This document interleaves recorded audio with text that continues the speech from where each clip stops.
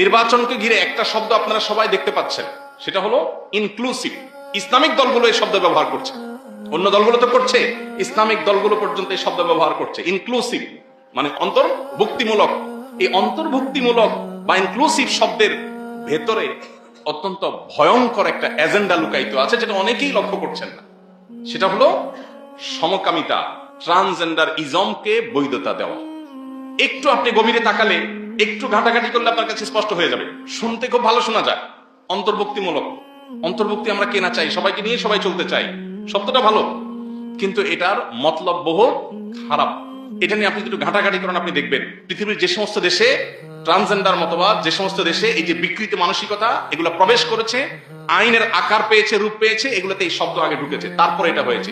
আপনি অ্যানালাইসিস করা লাগবে না, শুধুমাত্র অনলাইনে ঢুকলে একটু ঘাটলেই দেখতে পাবেন যে এই শব্দের ভেতরে কি কি লুকিয়ে আছে। আমরা সাধারণ মানুষের সাথে কিছু বুঝি না, আমরা বলি ভালোই তো, আমাদের নেতারা বলতেছে অন্তর্ভুক্তিমূলক দেশ করবে, ভালো তো, কিন্তু এই অন্তর্ভুক্তির মনে কি ঢুকাবে সেটা তো তারা বলেন নাই। এবার সময় আসলে তারা বলবে আমরা না বলছিলাম ইনক্লুসিভ, এই যে ইনক্লুসিভ এখন ঢুকে দিচ্ছে।